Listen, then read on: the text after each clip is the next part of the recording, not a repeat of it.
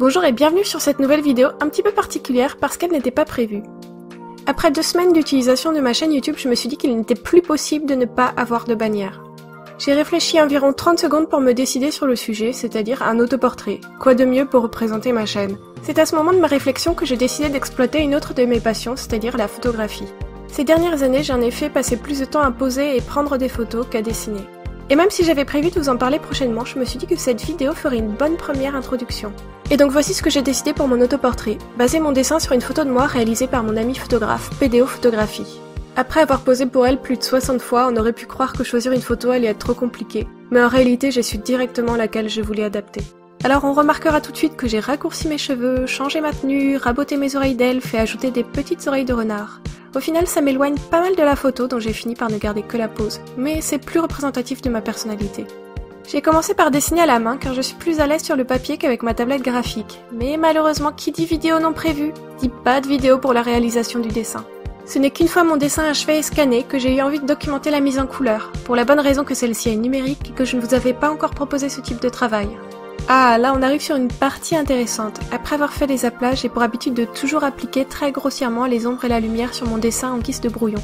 Ça m'aide vraiment à visualiser les volumes et à me préparer pour la suite.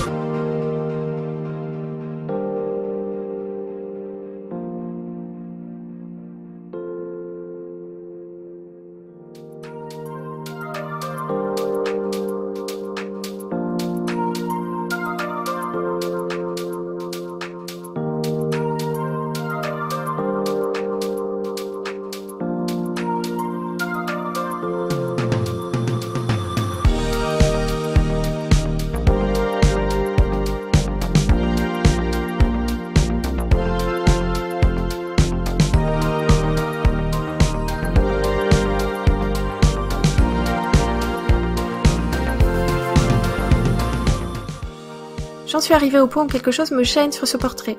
Le contraste entre les contours très forts de mon dessin contre l'effet flouté de mes couleurs. C'est là que je me suis dit qu'il fallait que je trouve une solution pour atténuer ce contraste trop fort, et que changer la couleur de mes contours était peut-être une bonne idée.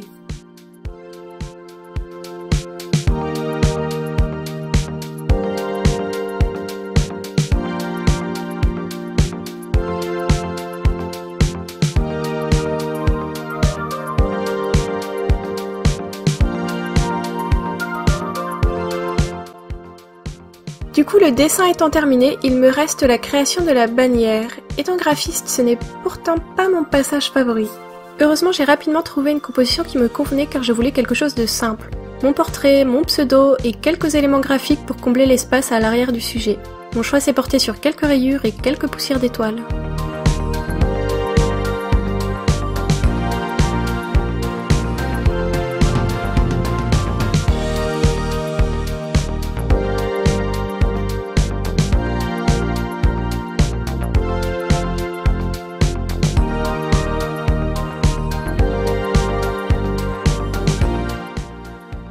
Voilà, la bannière est achevée, je vais enfin pouvoir habiller ma chaîne YouTube. N'hésitez pas à me dire en commentaire ce que vous en avez pensé.